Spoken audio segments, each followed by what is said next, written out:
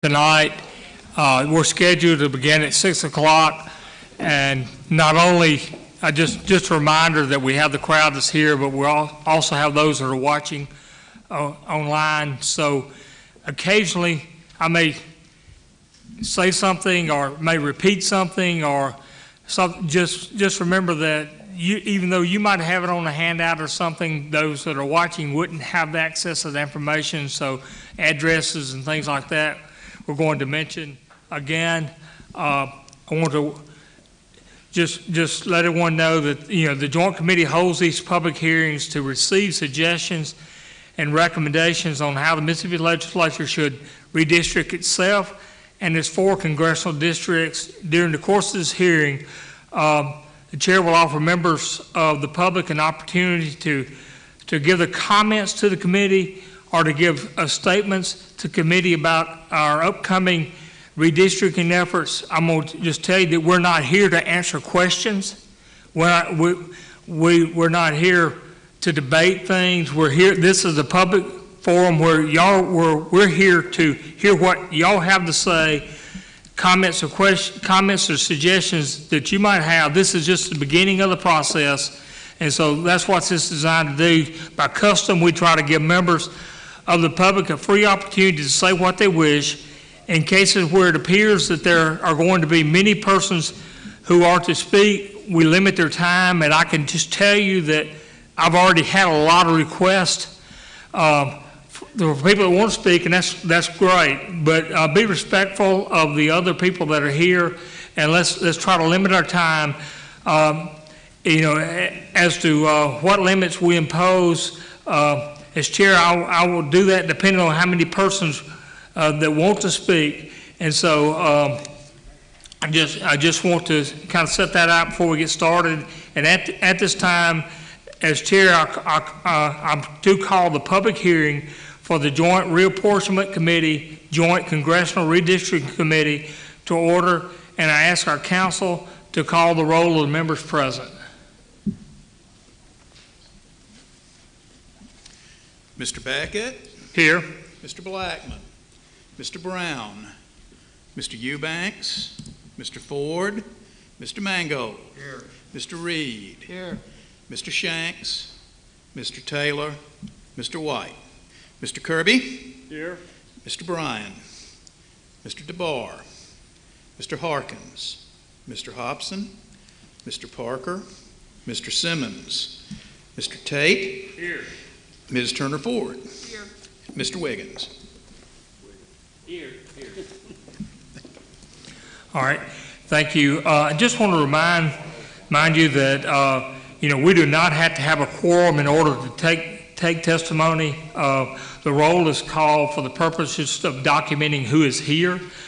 We have, so the public will understand, we have 9 of these hearings around the state, and our members are from all over the state, all the different congressional districts, and majority of them choose to go to the hearings that are closer to them, and so someone from South Haven might choose not to drive down here today.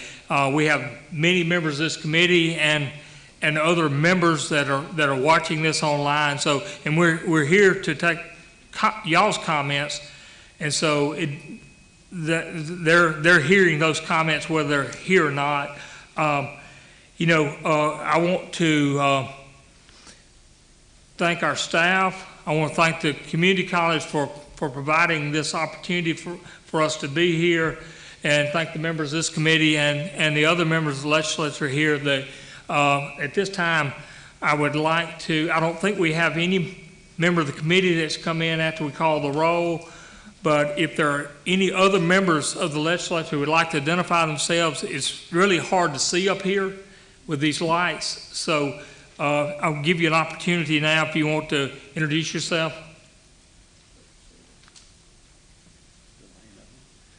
I'm a senator for Senate District 48, which is parts of Gulfport, Long Beach, and Pasco Shannon. Scott Delano, Senate District 50, Harrison County. Bonnie Williams, Lawrence, House District 119. Greg Haney, East Gulfport, North and South Pine. All right, do we have anyone else? All right, I thank y'all for that. Do I have, I don't think our guest, our host is here tonight, so we will just go forward with our meeting, and just as we get started, there are a couple things I want to cover before we get started. You know, our staff has graciously gone through the transcript of the meetings that were held in 2010 and the meetings that were held earlier, that have been held earlier this year. This is our 7th of the 9 hearings that we're going to have, and they have given a few of the comments and questions that have been asked, but primarily just some information that might be useful to the public. And so that they've covered those things. I want to cover a few of those things right now before we get to the question and answering part. Before we get to the comment part, excuse me. And it starts out just a very basic thing. You know, why do we redistrict? I've had a lot of people that will ask, why do you redistrict? And said, you know, I need to point out that both the federal constitutional requirements of one person, one vote require us to redistrict both the congressional districts and the legislative districts every 10 years following the census. And additionally, Section 254 of our Constitution of 1890 requires that we redistrict the legislators. So we're doing this redistricting because it's required by law to do that. You know, and might wonder when will we commence the redistricting, and actually that actually commenced with the taking of the census, but this committee had an organizational meeting around the 1st of July, and like I say, this is the 7th in a series of 9 public hearings. We're on the very front end of the redistricting process. We're just taking public comments about the redistricting, but it's important to let the public know that because of the qualifying deadlines are next year, our efforts at congressional redistricting will come first, and will occur during the fall of this year. We'll be working on the legislature during the months of the 2022 legislative session. The congressional qualifying time starts in January of 2022, so because of that deadline, we will need to do theirs first, and then we hopefully do ours during the session. You know, because of population shifts, we're going to face challenges. You know, as you notice, there are maps around the room, and as you come in, go out that show both the congressional, the Mississippi House, and the Mississippi Senate. That's the current population data that for this census. We began this process with estimates, but this is the actual numbers with the caveat that we have until September 30th that they could be modified by the federal government, but that these numbers, there's a 99.9% chance these are the actual final numbers, with might be a few modifications. But it shows the counties and districts that gained and lost population. And as you can see, there are parts of the state that had major gains in population. There are parts of the state that had major losses in population. And then there's a large portion of the state that there was some change, but not a dramatic change. That does not mean that those districts will not move around, because even though we might have within 6,000 people the same number of people in the state that we had 10 years ago, the population has moved a great deal. So the lines will change. And then pointing out that there are areas that gained, the areas that lost. Both ends of the spectrum cause problems in drawing districts. There are difficulties in drawing districts where you've had a loss of population, but there are also difficulties in areas where you've gained population. Of all the hearings we've had, this is probably the one where basically the entire area gained population. You got Pearl River County was pretty much level, but the other 5 counties in this general area gained in population, with Harrison County obviously gaining more people and percentage-wise than the others gained. And but that's just, that's just what has happened. We have, at the same time, you'll have others. And like I said, the exhibits we offer will tell you that the ideal size of a House district is somewhere around 24,000 and something people. And the ideal size for a Senate district is around 56,000 and change, and it allows for 5% deviation, so the districts can be a little larger or a little smaller than that ideal number. And that's in the Mississippi legislative districts. In the congressional districts, I want you to understand that there's basically a zero tolerance. So all 4 of our congressional districts will need to be the same population. They might be up or down 1 because it has to be, it just may not be, it may be an odd number, that may have to happen, but basically those districts will be identical, and they don't have the same tolerance for differentiation that we have in Mississippi. Said, we are, like I say, these numbers we're presenting, these numbers we started out, I think the first 4 hearings maybe had estimates, and no, first 5, and this is the second time we've had actual population data, but the estimates were, for these purposes, were basically just as useful because you're just trying to show whether your part of the state grew, whether your part of the state lost population, and so you can anticipate whether you might have a little more representation, you might have a little less representation, or you might have basically around the same representation that you had. Many members of the public, want to know how they can participate in this process. And there are several ways that you can participate in this process. One is by coming to this meeting and expressing your concerns at the hearing. We're here to hear your concerns. This evening we will listen to any matters that you wish to bring to our attention about how and where we will draw congressional and legislative districts. The public needs to know that that they were asked to sign a card.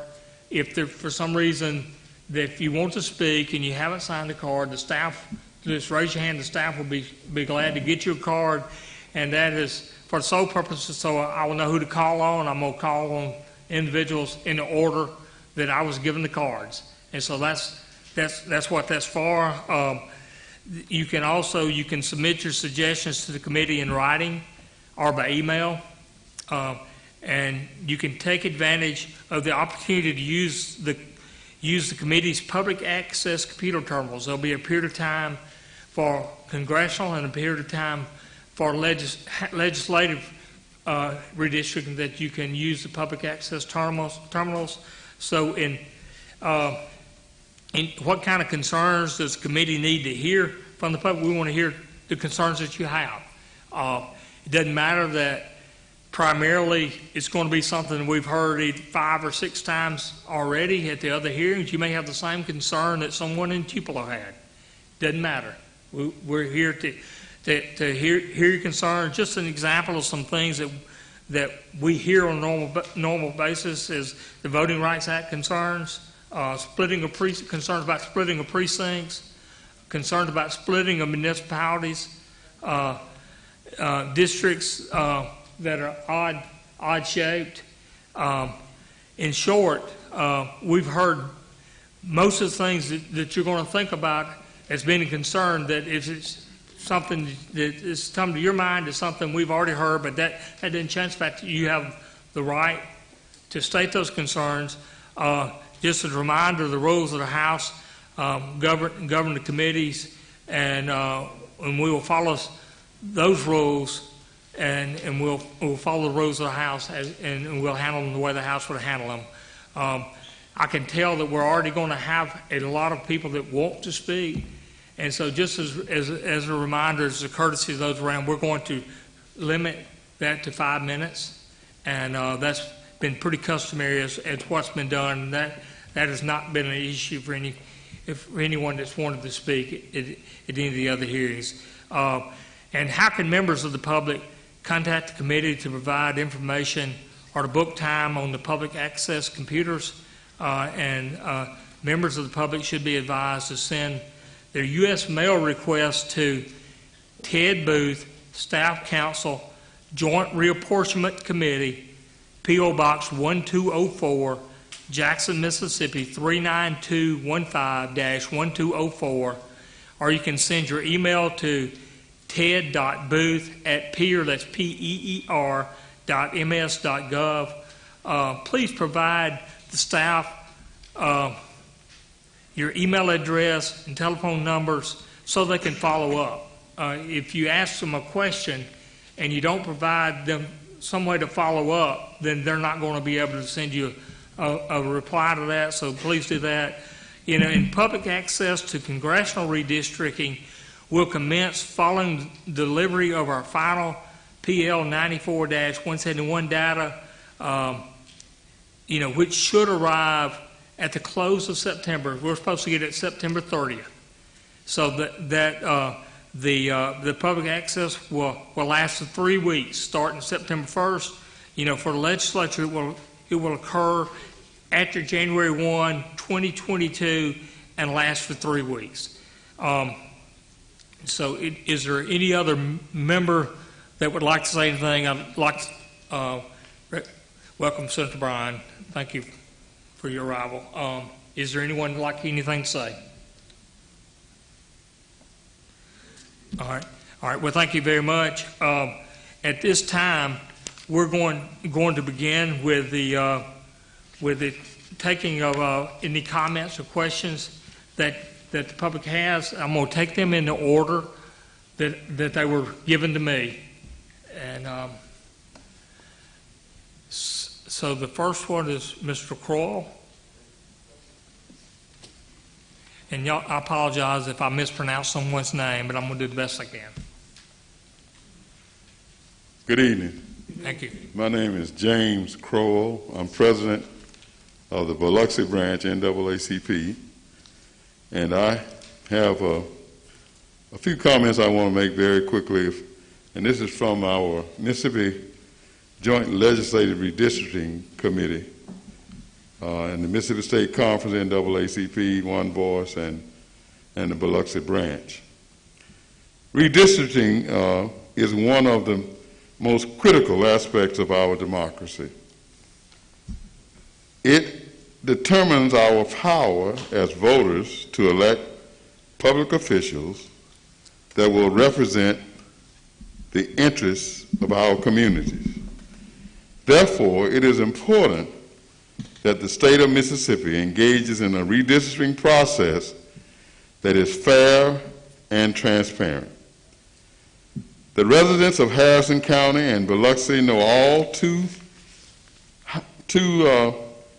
well how the unfair redistricting process contributes to voter suppression. If we are to honor the fundamental rights to participate in the political process, the district must be drawn in accordance with Section 2 of the Voting Right Act of 1965.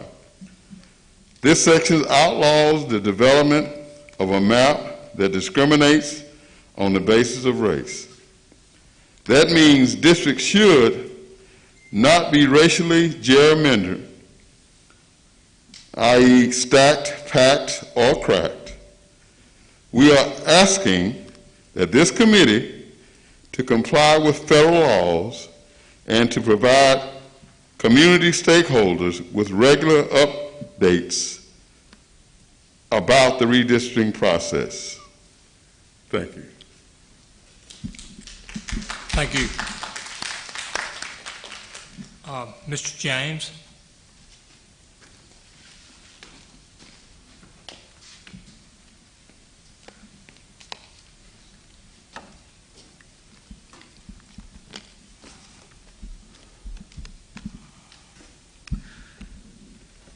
Good evening, Chairman Beck and members of the committee. Let me take this off. I thank you for the opportunity to speak at this important hearing. My name is Reverend Dr. Robert James. I'm a lifelong citizen of Stone County, physical address 123 Thelma Andrew Road, Wiggins, Mississippi, which is in the Congressional District number 4, Senate District number 47, House District number 93. I'm also the president of the Mississippi State Conference of the NAACP. I stand before you to speak on this current redistricting process and why it should be fair and transparent. It is our desire that this committee respect and not discriminate against any already disenfranchised Mississippi communities.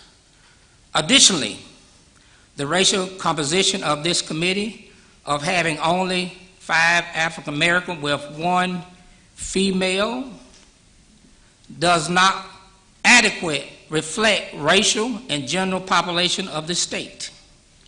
Given the lack of diversity of this committee, we hope these hearings will enable the voices and concerns of all Mississippians to be the factor in rejoining the vote of the district.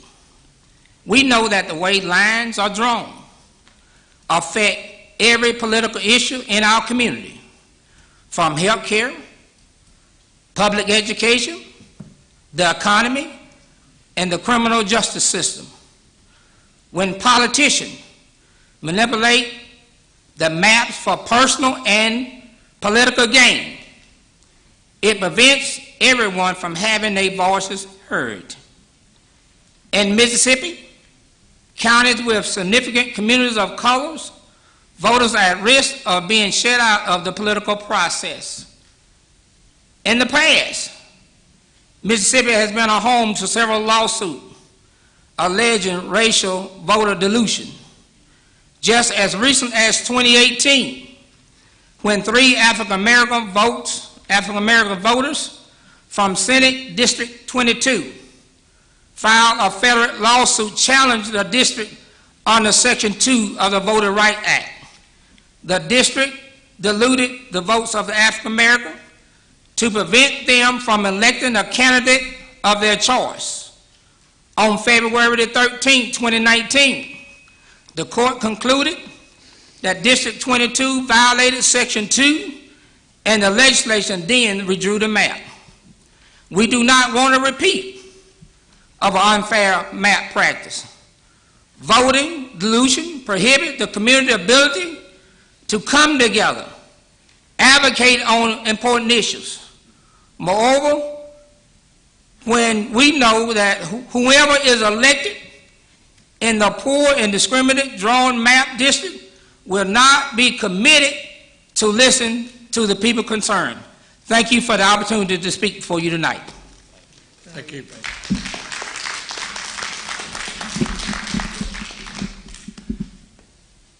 Next is Ms. Bryce.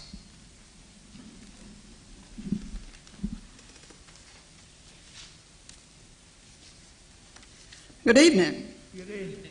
Mr. Chairman and committee members, my name is Christy Bryce, Harrison County Election Commissioner for District 4. I would like to know, are you using total population, voting age population, citizen voting age population, or something else as your base population metric? Also, will the incarcerated voters be treated as residing where they are incarcerated, where they previously lived, or excluded from redistricting? Thank you very much, sir. All right. Ms. Bryce, normally we don't answer questions at the hearing, but you were kind enough to provide these ahead of time. Yes, sir. And it's my understanding that it's customary that's been done is the incarcerated voters will be counted where they're incarcerated. It's where they lay their head down at night. That would be for anyone they will be counted where they're incarcerated.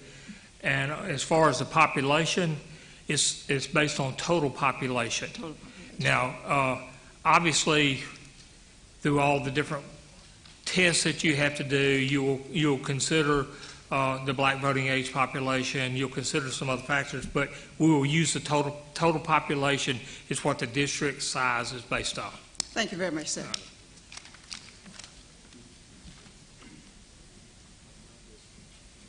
Ms. Wheeler?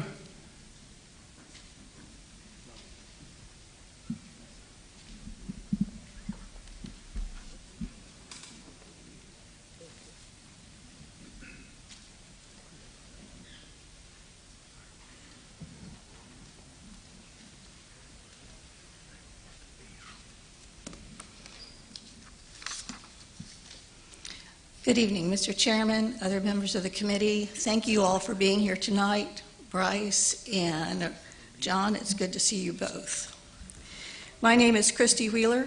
I am co-president of the League of Women Voters of Mississippi. I live in Gaucher, and I am a registered voter. The League and I, and my supporters here tonight, want fair maps.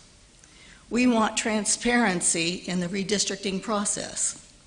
And we want you to know that we will be paying attention to your process, and we will hold you accountable. We know by our state constitution that legislative districts must be contiguous. We do not believe the strip of land with no dwellings connecting District 111 meets this criteria, and we do not want to see anything similar in the new maps that you draw. We know by state statute that communities of interest and jurisdictional boundaries should be broken as little as possible. This is not the case for many municipalities and communities on the Gulf Coast today. We want to see that changed. We demand that you do not engage in gerrymandering, political, racial, or by economic income. We would like to protect and expand the number of majority-minority districts. We appreciate the opportunity to speak at this hearing, but expect more. We would like for the entire redistricting process to be made public. We would like to have input into your process. We would like to see the criteria you use for drawing districts before you actually draw new maps. We would like to have input into your proposed maps before you vote on them. We want to be involved. Again, we want fair maps, transparency, and we will be watching. We appreciate the Joint Committees allowing us to participate tonight and look forward to more public hearings and public participation as you navigate the redistricting process. I want to thank everyone who is here tonight or streaming this hearing. Our voices matter. Thank you. Ms. Perryman?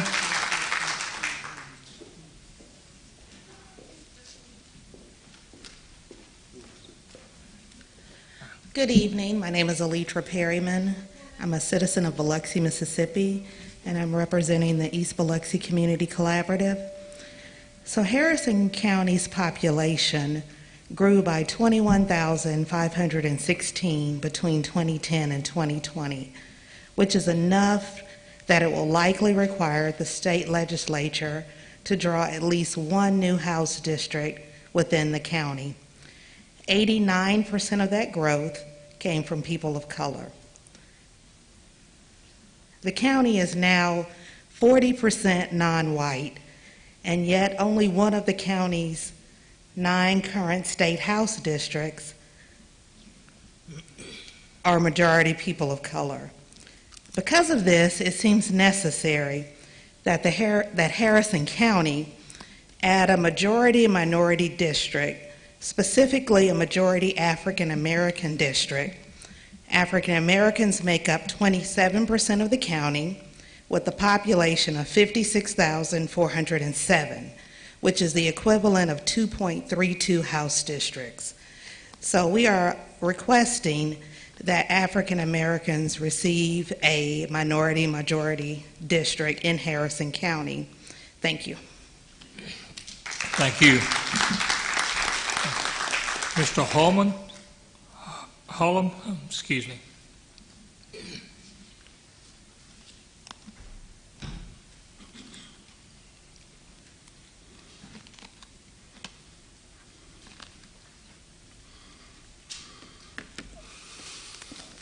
Good afternoon, everyone.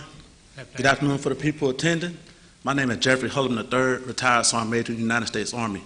I am represented by Ms. St. Williams-Bourne, who is our House Representative for District 119. After being in Iraq for 3 tours, after being in Afghanistan for 2 tours, and we have brought fair elections to those countries through nation building, I'm here to ask you, before you draw the lines for the state of Mississippi, and I'm an avid voter, to think about these things. With the unequal representation and the drawing of the political boundaries which give white voters a numeric advantage over African American voters in Harrison County, how do you plan to enforce the dynamics of the 1965 Voters Act? I just want you to think about that. Also, will this committee ensure the principles of one person and one vote be its guiding principles through this redistricting process? Because if we can do it for Iraq and Afghanistan, we sure can do it for the citizens, all people, all Mississippians in the state of Mississippi. Y'all have a great day. Thank you.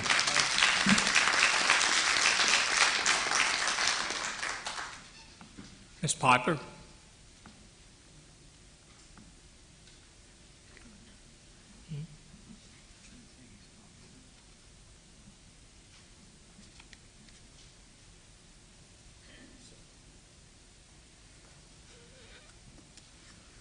Good evening, Mr. Chairman and committee members. My name is Stephanie Piper. I'm a homeowner in the House District 117 and Senate District 50 in Harrison County. I'm a registered voter, and very rarely do I miss an election. And with that being said, as a person of color, I am seldom, if ever, represented by other people of color. Harrison County is over 40% black, yet 1 out of 9 legislators are black. This is a direct example of misrepresentation of me. Even as I look at you, I still see a direct misrepresentation of myself, even though I see one that looks like me. The drawing of the maps directly correlates to how representation will be. Is it the committee's intent to draw the lines that are fair and representing the state demographics, or will the lines be discriminatory and stacked to keep us underrepresented? How does this committee plan to, and will this committee deliberately draw the lines to portray an accurate depiction to represent the growth of the African Americans in this state?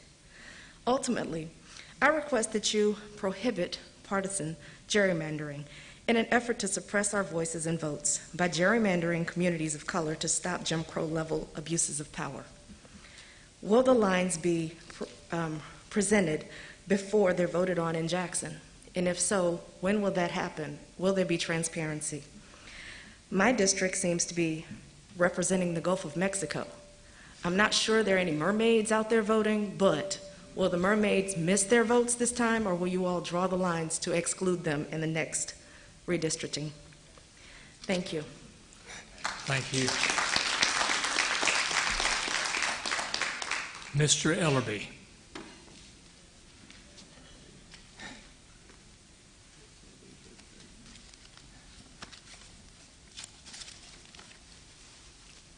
Senator Bryce Wiggins, my former colleague, Hop Bryant, Senator Bryant. My name is Mitch Ellerby. I'm a former state representative from Moss Point. Jeremy Anderson is my representative now. As a Vietnam veteran and a voter of this state and a former House member, I'm very, very concerned about the direction that this state is heading.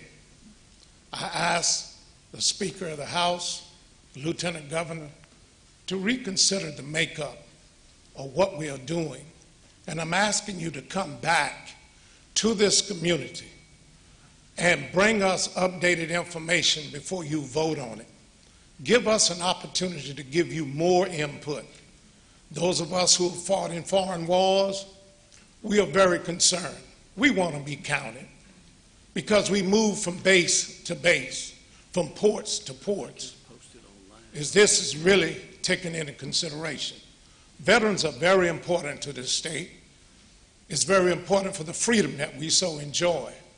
So I ask you, deep down in your soul, as you have sat in the seat of this awesome, beautiful state, governing us, drawing these lines, search into your heart and do what's right, the way that you were taught by the Bible, taught at home. Put things aside and let's move forward. So I ask of you, please return, bring us some information on what your plans to do to make sure they coincide with our plans so that we all can live and with prosperity in this state so that we can continue to grow. Thank you. Thank you. Ms. Graham White.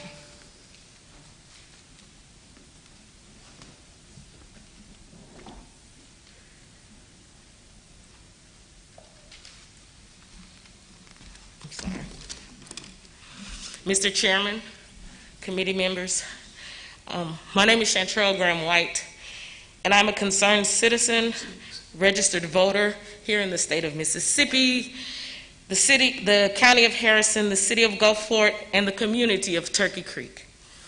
There are a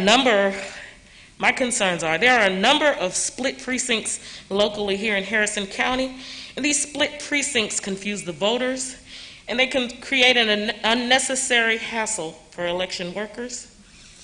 Will there be a concerted effort to reduce the many split precincts to create a more efficient election system that limits the confusion and keeps our communities together?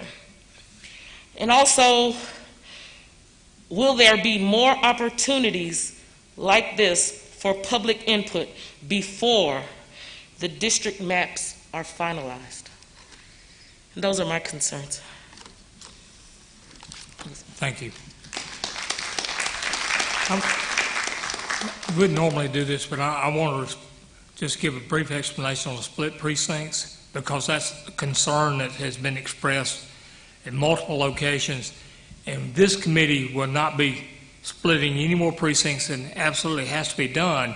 But I want to say that that was done 10 years ago also, but once we draw the districts, then the counties are going to move the precinct lines in some cases. So a precinct that was not split when we drew our districts may end up being split because the county has to move those lines. They have the same requirements as one man, one vote, one person, one vote that we do. So there may be some split precincts, but we're going to limit them as much as possible. Mr. Pierce?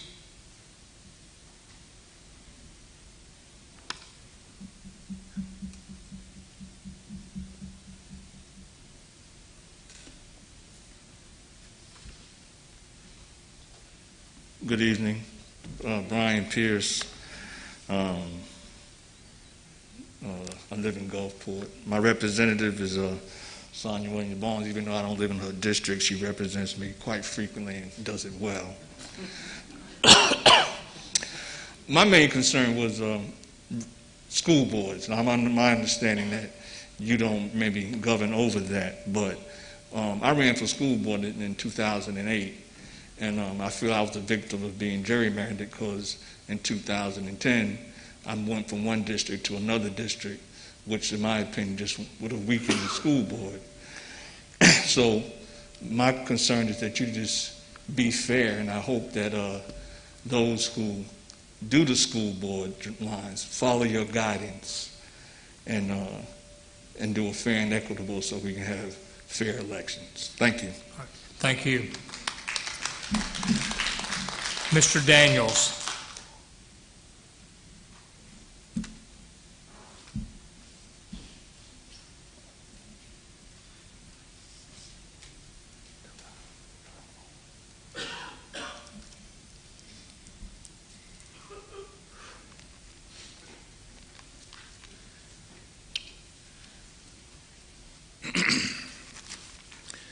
Good evening, Chairman, committee members. My name is Rip Daniels. My family came here in 1876, before there was Gulfport. My great-great-grandfather was Thomas Benton. He was part of the U.S. colored troops, and he mustered out the Union forces in Memphis, got 40 acres in Turkey Creek. At that time, he was a registered voter. That was during the time that Mississippi came up with something called the Mississippi Plan. That plan was designed to disenfranchise people like my grandfather. By the 1880 census, he was no longer on the poll books, primarily because of things like the grandfather clause and other devices that was used at that time. Now, I want you to know, last November, your esteemed body did something that really made the world watch. It got rid of a bygone era. You brought forth the initiative to rid ourselves of that banner that represented the disenfranchisement of my grandfather. And you did it under the guise of that it was not economically feasible. You're looking at probably the only person in this room that took down the Confederate battle flag. I'm proud of that, because I'm the descendant of a man who fought for freedom and unity in this country.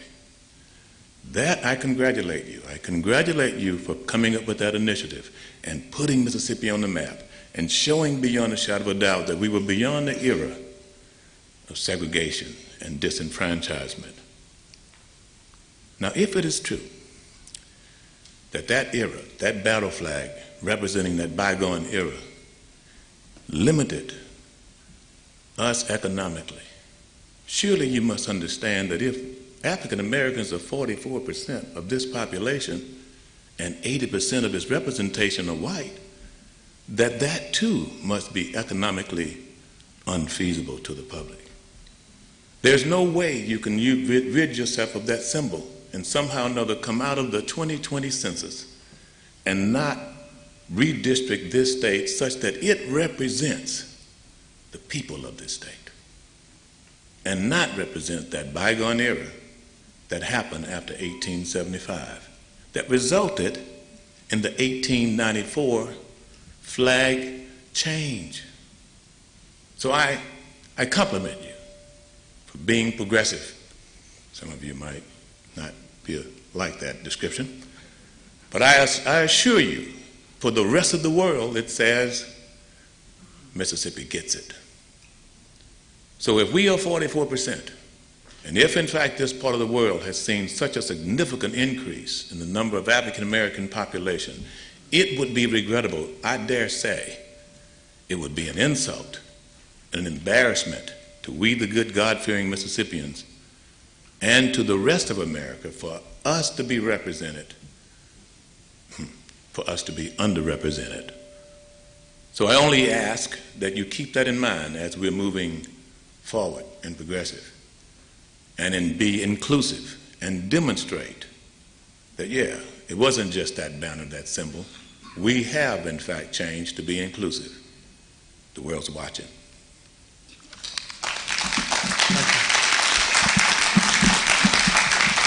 Ms. Barks?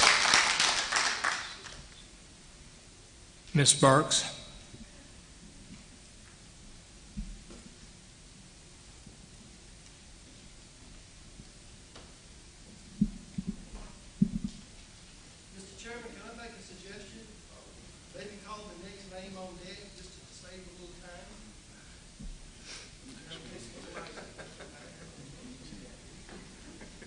Suggestion noted.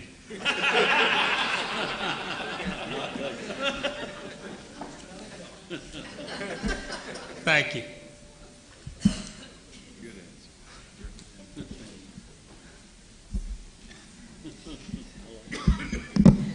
Good afternoon to the committee, the committee chair. We thank you all for coming to the coast today for this redistricting hearing. My name is Felicia Dunbergs.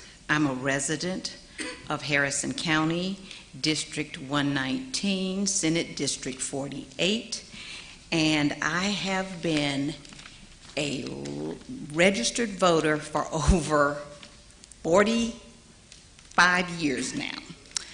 So, you know, I come from a generation where we were denied the right to vote, had to watch my parents struggle to earn the right to vote through litigation, through marching, through protesting, and we're here today where we're redistricting, and I look at this committee makeup, and in an area of the state where we have had the most significant growth in minority population, we have one person on the committee south of Hattiesburg.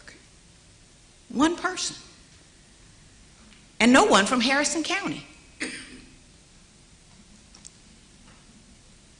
My question and my concern, as has been raised by many speakers, from the League of Women Voters to members who have served in the military, to Rip Daniels with the media, is how do you all plan to fairly redistrict Harrison County particularly, but South Mississippi across the board, where we have had significant growth in minority populations, when there's no one on the committee that is even intimately familiar with these areas?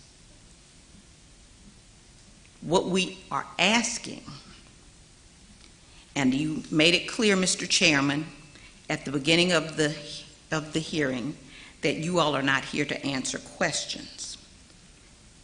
However, I will rephrase my statement in the form of not a question, but a request. We need to know what criteria the Commission will use and implement as it begins the redistricting process. Mississippi Code Section 53108 requires that you consider compactness, continuity, preservation of communities of interest, and preservation of political subdivisions. We are asking that you pledge to consider only those factors and not favoring or disfavoring an incumbent, a candidate, or a party when drawing district lines. We're asking that you not use partisan election data or recent election results when you're drawing your redistricting lines. We're asking that you pledge to the people of Mississippi that consideration of party affiliation, incumbent status, or party status and election result data will not play a role in the redrawing of the district lines. Now, particularly with respect to South Mississippi and Harrison County in particular, there are many of us who live here who, because of the lack of representation on this commission from Harrison County, have a very strong interest in submitting a partial plan because we do not have full confidence that you all will do the right thing. Will you all pledge to keep us informed on when the partial plans can be submitted and give us the data that we need so that we can draft those plans and submit them in a timely manner for consideration? Those are my comments. I appreciate you all here today. Thank you. Thank you. Ms. Wiseman?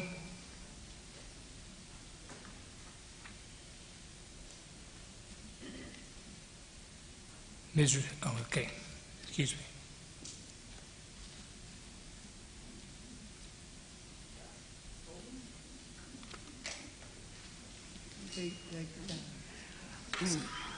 Good evening.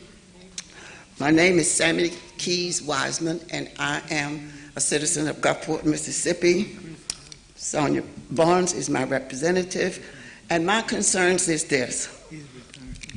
I live in Villa Del Rey neighborhood. I have lived in the neighborhood for some years now, and the redistricting process have seen my community broken up to where part of the neighborhood was represented by one person and the other represented by someone else. But all of us, meaning the people in my community, cared about the same issues, but because we did not have fair representation as a community of interest, our needs have rarely been met. We want to keep our community together and elect our representatives based on our interests and concerns. And we want to be able to elect legislatures to address our needs. We believe that our representation based on population of African Americans in Harrison County is lacking. We feel like our votes do not carry as much weight or importance as white people votes. We would like to see that change, especially since there has been an increase in the number of African Americans in Harrison County. I understand that this is your job to ensure that this happens. Thank you for holding this hearing, and we hope you will consider holding another hearing on the Gulf Coast after you draw the maps so that we can provide feedback before they are voted on. And I thank you. Thank you. Ms. Weaver? Ms. Julia Weaver? All right. I'll come back and give her another. Ms. Yearwood?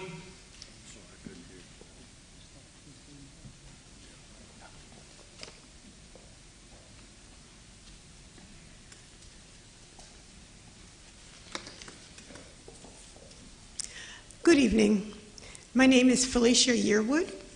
I am a registered voter and a resident of Moss Point, Mississippi, in Jackson County, which is in the 110th House District and the 52nd Senate District, Senator Wiggins. Moss Point, for those of you who are not familiar with it, sits at the southeast corner of the state. It's the most southeasterly city in the state of Mississippi. Sits at the confluence of the Pascagoula and Escatawpa rivers and right on the 110 freeway. We actually have two exits from the interstate in the city limits of the city of Moss Point.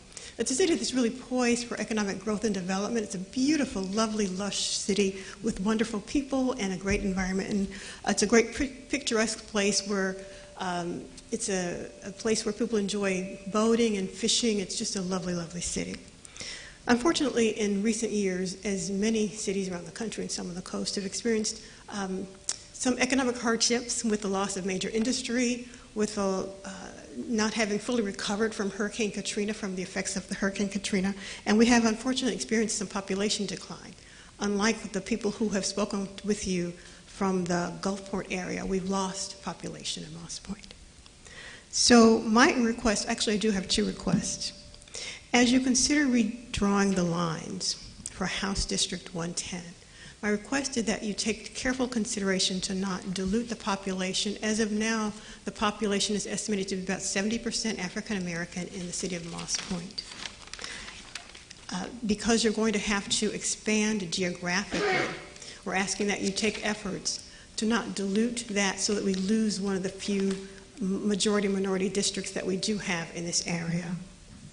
And the second request is, as other people have said, if you would, to please come back and speak with us again, particularly after the September 30th census data has been released and the communities have had an opportunity to digest that and to really see sort of census tract by census tract where we can effectively expand the geography of 110 but not dilute that majority-minority district. Thank you very much for being here. Thank you for your attentiveness. And we look forward to speaking with you again. Good night. Thank you. Ms. Holmes Hines.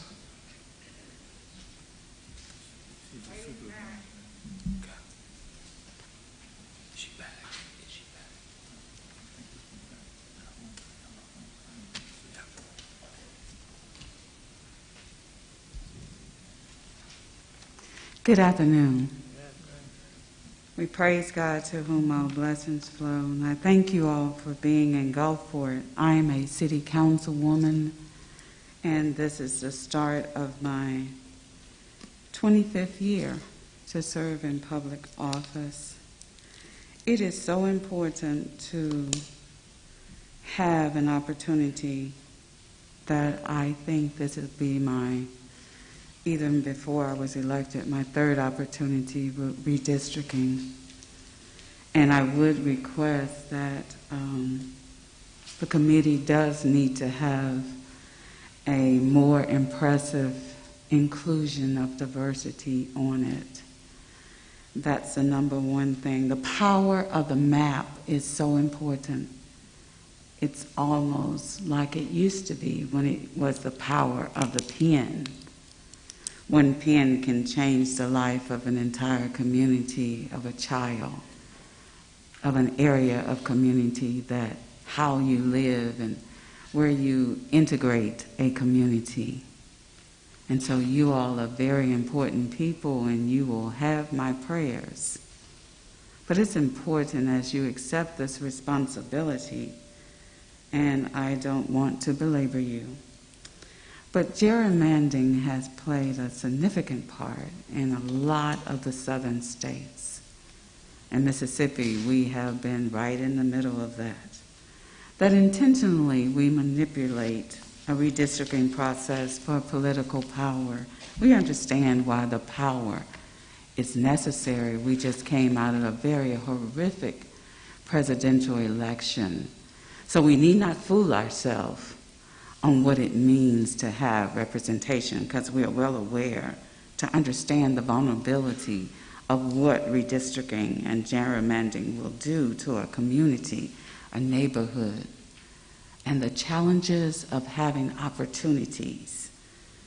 And what I ask is that there are a number of ways that communities have been just consolidated and packing and stacking. And sometimes when you hear those words, it's almost like you're thinking somebody is doing a dance, packing and stacking and moving. But what it does is that it does not give us the representation that would be so sorely needed, because you're well aware that you will never know the inside and outside of my community and what our needs are. But if that representative is there and live in those communities, they will know what the need is. And our goal is to bring Mississippi up and to improve that what we example outside of these boundaries, that we can have the economics that come into our cities and make us one that we look like other states, that we want to know that our past is just that. It is relative to how we will proceed in our future. I'm interested in you providing transcripts of these meetings that you have, and I thank you that each of you have left your families and you've decided that you want to do this.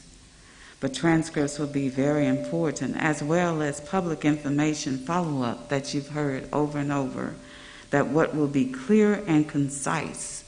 I'm from House Representative 119, Sonia William Barnes, and Senate 48, that's Mike Thompson. But racial gerrymandering intentionally goes after a process to reduce the power of what can happen inside of my community. Partisan gerrymandering allows us an opportunity to have an unfair advantage. We understand what that is. That's why you keep hearing about, quote unquote, the big lie, or did he win or did he not win? And who really is concerned about that at this point in time with some of the problems that we are having that's on a national stage front? We need your help, Joint Committee of the redistricting and reinforcement to ensure that you stop partisan gerrymandering and racial gerrymandering. We need your help, and we can't do it without your recommendation. And we pray traveling grace for you getting back home. God bless you. Thank you. One more time, is Miss Weaver in? Is she back? She said she sent it. Okay, all right, she's going to email her questions. All right, I want to thank each one of you for your comments and questions. Is there any member of the committee who would like to make a statement? All right, I thank each one of you for your attendance tonight and for your comments. Be sure that you provide the staff with any follow-up information and take advantage of the opportunities to access all the information that we have. Is going to, I want to give you a website that I believe all the data is going to be on. I know